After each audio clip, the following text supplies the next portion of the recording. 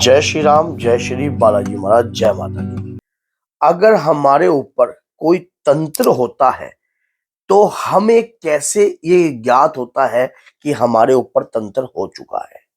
ये क्वेश्चन है संदीप चौधरी जी जो कि मेरठ से हैं। उन्होंने कहा कि गुरुजी, मैं आपसे जुड़ा हुआ हूँ, आपकी वीडियो देखता हूँ। बस मुझे आपने एक वीडियो बनाई थी कि जब तंत्र होता है तो शरीर के किस अंग पर प्रभाव पड़ता है, वो मुझे बहुत अच्छी लगी। एक ये बता दीजिए कि जब हमारे ऊपर तंत्र होता है तो हमें शुरुआत में कैसा महसूस होता है और किस तरीके से हम ये ज्ञात कर सकते हैं, हमें पता लग सकता है कि हमारे ऊपर कोई गंदी विद्या करी हुई है या कोई काला साया हमारे ऊपर छोड़ा गया है, ये कैसे हम समझ सकते हैं? तो आज सारी जानकारी आपको इस वीडियो में मिल जाएगी।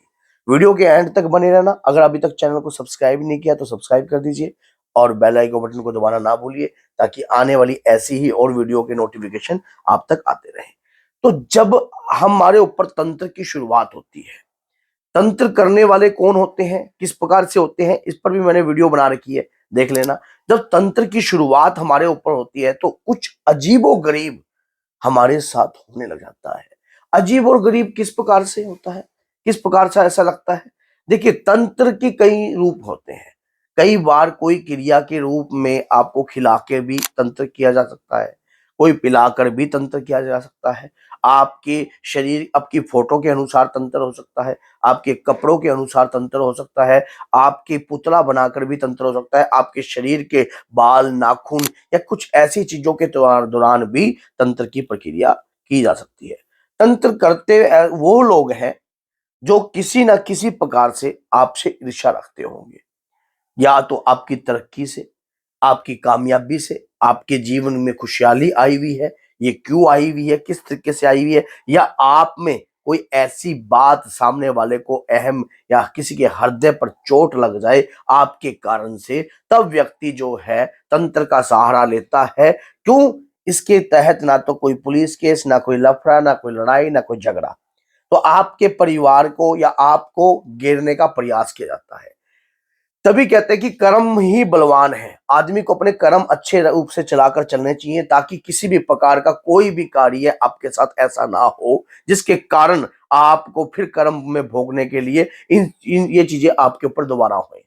भगवान की भक्ति जब हम करते रहते हैं तो हमारा ध्यान जो है गलत दिशाओं में नहीं जाता है। जब भी कोई व्यक्ति हमारे ऊपर तंत्र करता है, हमारी बॉडी में अलग से परिवार की प्रकार की मूवमेंट होने लग जाती है। जैसे कि क्रोध का बढ़ जाना, अचानक ही आपकी बुद्धि, आपका विवेक, आपकी बुद्धि और आपका विवेक जो है कार्य नहीं करता है। अच्छे टारगेट पर आप पहुंच रहे होते हो, दुकान चला रहे हो, व्यापार कर रहे हो, कुछ भी कर रहे हो, आपकी बुद्धि के ऊपर जो है एक वजन सा महसूस हो जाता है, दिमाग काम नहीं करता है, स्ट्रेस में आ जाते हो आप। ये नहीं पता ये स्ट्रेस है किस प्रकार की, किसने किया, क्यों किया, क्या चाहता था, क्यों ऐसा आपके साथ कार्य हो रहा है, इस बात का आपको कुछ भी पता नहीं लगता। लेकिन इतना जरूर पता लगता है कि आपके साथ कुछ गलत हो रहा है जो आपके आपके आपके फेवर में नहीं है, आपके अनुकूल नहीं है, आपके विपरीत है।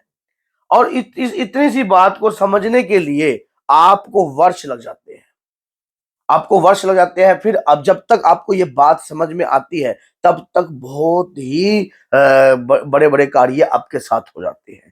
अगर आप नौकरी पेशे में कोई अच्छी पोस्ट पे हो, बहुत अच्छे अपने बॉस को अच्छे अच्छे प्रोजेक्ट बना कर देते हो, क्या पता आपके ऑफिस में ही आपका शत्रु बैठा हो, क्या पता आपके परिवार में ही आपका शत्रु बैठा हो, और आपको घेरने के लिए जब वो प्रयास करता है तो आपके शरीर पे कुछ अजीब अजीब से निशान भी पड़ सकते हैं। शरीर के ऊपर स्क्रैचिंग के निशान पड़ सकते हैं, घर के अंदर बदबू भी आ सकती है, मानसिक घर में मान लो आप बाहर ठीक रहते हो, घर में आपके अपने पत्नी के साथ विचार बहुत मधुर है, और पत्नी के साथ विचार मधुर होने के साथ साथ आपकी सोच जो है एक जैसी है और अच्छी तरक्की करने का लिए आप प्रयास करते हो। लेकिन कुछ समय पहले ऐसा माहौल था, अब माहौल जो है बिल्कुल ही विपरीत हो चुका है। बात बात पर क्रोध उत्पन्न रहता है, बात बात पर आपको ईर्ष्या भावना रहती है, बात बात पर पहले आप ऐसे नहीं थे। पहले तो आप इतने अच्छे व्यवहारिक जीवन जी रहे थे कि सुबह मंदिर जाना, कार्य करना, अपना तिलक लगाना, भगवान से आप हाथ जोड़कर प्रार्थना करना, अब बिल्कुल ही सब कुछ विपरीत होने लग गया है। आपके साथ आपके फेवर में कुछ नहीं हो रहा, सब कुछ अलग हो रहा है, अलग प्रकार की सोच हो गई है, अलग प्रकार का रहना हो गया, अलग प्रकार का खाना पीना हो गया है आपका। पहले आप घर के अंदर कोई भी तामसिक चीजों का घर में परहेज रखते थे कि बाहर की गंदी चीजें कोई ना हो। अब आपका मन करता है कि आपके घर के चूल्हे से ही मैं गंदी गंदी चीजें बनाऊं। ऐसे ऐसे परिवर्तन आपके माइंड में हो गए हैं, पूजा करने का मन नहीं करता है, घर में मांगलिक कार्य करने का कोई भी इच्छा उत्पन्न नहीं होती है। शरीर में ऐसा महसूस होता है कि सोया रहूं और वजन जैसा महसूस होने लग जाता है। बुद्धि विवेक बिल्कुल छीन हो जाते हैं, काम करना बिल्कुल बंद कर देते हैं। आपको घेरने का प्रयास किया जाता है शरीर की पीड़ा के द्वारा भी। बार बार आपके शरीर में कोई ऐसी समस्या उत्पन्न हो जाती है, जब दवाई लेने जाते हो तो रिपोर्ट में आपके कुछ भी नहीं आता है। रिपोर्ट में कुछ भी नहीं आता है, और रिपोर्ट में कुछ नहीं आता जब आप देखते हो कि ये क्या हो रहा है, दवाई मुझे नहीं लग रही है फिर भी मेरे शरीर में ऐसा क्या है। ये जितनी बातें मैंने आपको बोली ना, ये एक्सपीरियंस से आई है, कोई ऐसी किताबी ज्ञान पढ़कर नहीं आई है। लगातार दरबार लगाकर जो लोगों की विपताओं को सुना है, आज से दरबार नहीं लगा रहे, बहुत बाबा की कृपा से काफी वर्ष से दरबार लगा रहे हैं। उस उन्हीं कृपाओं के माध्यम से ही इतना ज्ञान प्राप्त हुआ है कि चीजों को समझने की शक्ति जो है अंदर प्रकट हुई है।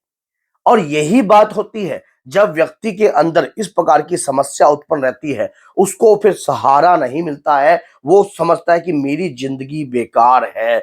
फिर वो अपने जीवन में एक ऐसा कदम उठाने की कोशिश करता है जो कदम कभी सोच कर भी नहीं उठाया जा सकता। वो कदम होता है सुसाइड करना, अपनी लाइफ को खराब करना, अपने आप को अपने देह का त्याग करने की सोचता है। क्यों, अब मेरी जिंदगी झंड हो गई है, अब मैं बेकार हो गया हूँ, मेरी पत्नी रुष्ट होकर चली गई है, मेरी पत्नी घर नहीं आ रही है, मेरे घर के अंदर बरकत नहीं रही है, मेरे परिवार में दिक्कत समस्याएं साथ नहीं छोड़ रही है। आपसे कुछ वर्ष पहले मेरी जिंदगी बिल्कुल अच्छी थी। तो किसी एक व्यक्ति ने ही आपका ये कार्य कर दिया, और ये कर्मों के साथ तो ये चीजें जुड़ी हुई होती हैं।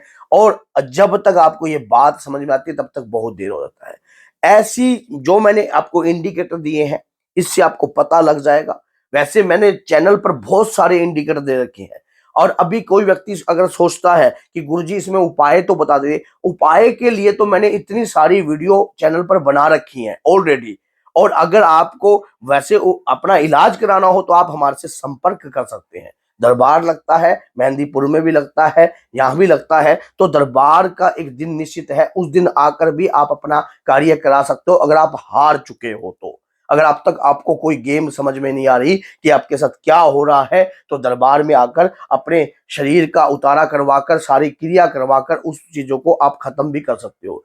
अपने आप का गलत कदम उठाने की मत सोचना।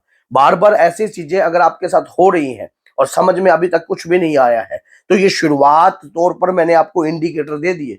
शुरुआत में शरीर पर भी प्रभाव पड़ सकता है, बुद्धि पर भी प्रभाव पड़ सकता है, बार बार क्रोध भी आपको उत्पन्न हो सकता है, बार बार शरीर के साथ कुछ खिलवाड़ हो सकता है, जैसे कि लीवर की समस्या हो गई है, और आपको दवाई कोई प्रभाव नहीं डाल रही है, या शरीर के अंदर जो है आपका बार बार दिमाग जो है काम नहीं करता, शरीर के अंदर जो है कुछ अलग सा महसूस होता है, आपको ऐसा लगता है कि कोई चीज रेंग रेंग रही है आपके शरीर पे, शरीर पर घुटनों जैसे निशान पड़ते हैं, शरीर पर नीले जैसे निशान पड़ने लगे हैं, लाल जैसे निशान पड़ने लगे हैं। तो इस ऐसी ऐसी चीजें अगर होने लगी है, तो आपको तुरंत ही कार्रवाई करनी चाहिए।